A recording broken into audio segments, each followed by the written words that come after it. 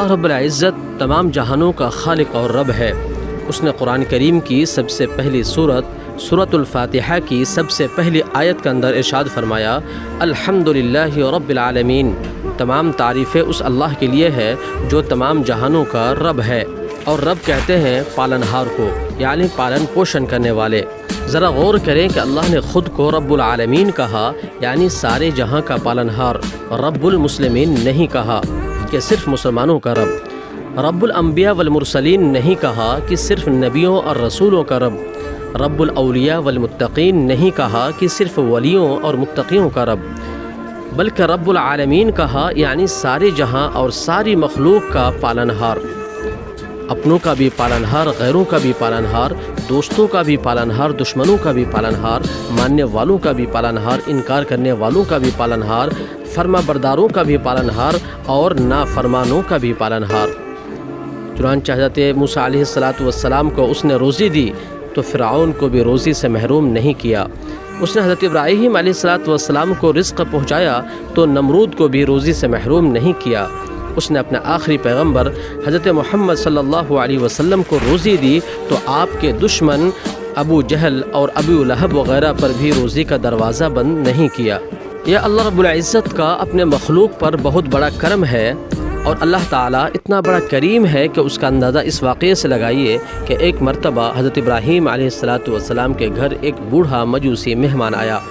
حضرت ابراہیم علیہ السلام بڑے مہمان نواز تھے، بغیر مہمان کے کھانا نہیں کھاتے تھے۔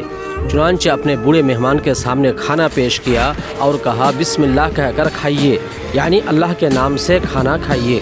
تو اس مہمان نے کہا کہ کھانا شروع کرنے سے پہلے میں تمہارے معبود کا نام نہیں لوں گا بلکہ اپنے معبود کا نام لوں گا۔ حضرت ابراہیم علیہ السلام نے اس سے پوچھا کہ تمہارا معبود کون ہے؟ اس نے کہا میرا معبود آگ ہے۔ حضرت ابراہیم علیہ السلام نے اس کے آگے سے کھانا کھینچ لیا اور کہا جاؤ جس کا نام لیتے ہو اسی سے کھانا مانگو، یہ میرے رب کی دی ہوئی روزی ہے۔ بوڑھا دسترخوان سے بھوکا اٹھ کر چلا گیا۔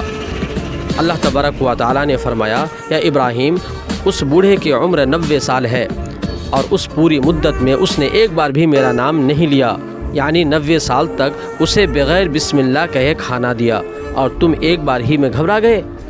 جاؤ اس بوڑھے کو بلاؤ اور اسے کھانا کھلاؤ۔ حضرت ابراہیم علیہ السلام دوڑے گئے اور بوڑھے سے کہا بابا جی چلو کھانا کھا لو اور جس کا جی چاہے اسی کا نام لے کر کھاؤ، کیونکہ میرے رب کی رحمت کو یہ گوارا نہیں کہ تم دسترخوان سے بھوکے اٹھ کر چلے جاؤ۔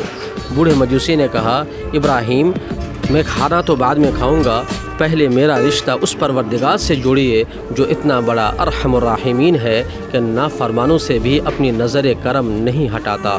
اللہ تعالیٰ صرف رب العالمین ہی نہیں بلکہ رحمان و رحیم، یعنی بہت بڑا مہربان اور نہایت رحم والا بھی ہے۔ وہ اپنے بندے پر اتنا مہربان ہے جتنی مہربان ایک ماں بھی اپنے بچے پر نہیں ہے۔ یہ بات ذرا غور کرنے سے بخوبی سمجھ میں آ سکتی ہے کہ وہ اللہ تعالیٰ ہی ہے جس نے بچوں کی پرورش کے لیے ماں باپ کے سینے میں بے انتہا اور لافانی محبت کو پیدا کی، ورنہ حقیقت یہ ہے کہ اگر وہ اس محبت کو پیدا نہیں کرتا تو ماں باپ سے بڑھ کر بچوں کا کوئی دشمن نہیں ہوتا، کیونکہ بچے سب سے زیادہ انہی کو پریشان کرتے ہیں اور انہی کو تکلیف دیتے ہیں۔ جاڑوں کی رات میں ایک ماں اپنے دودھ پیتے بچے کو لے کر سوتی ہے، رات میں کسی وقت اس کا بچہ پیشاب کر دیتا ہے اور اس کی ٹھنڈک کی وجہ سے جاگ کر رونے لگتا ہے، تب وہ ماں گیلی جگہ پر لیٹ جاتی ہے اور اپنے بچے کو سوکھی جگہ پر لٹا دیتی ہے، کیونکہ اسے اپنے آرام سے زیادہ اپنے بچے کے آرام کی فکر ہوتی ہے۔ بیٹے نے اپنے ننھے ہاتھوں سے ماں کو مارا، ماں نے اسے اٹھا کر سینے سے لگا لیا۔ اس کا مطلب کیا ہے؟ اس کا مطلب یہ ہے کہ ایک معاملہ جو بظاہر مار کا معاملہ تھا اس کو ماں نے محبت کا معاملہ بنا دیا۔ اس نے برائی کو بھلائی کے کھانے میں ڈال دیا۔ اس نے ایک قابل جرم سزا کو قابل انعام چیز قرار دے دیا۔ یہ اللہ تعالیٰ کی صفت رحمت کی ایک ہلکی سی جھلک ہے جو ماں کی شکل میں دکھائی جاتی ہے۔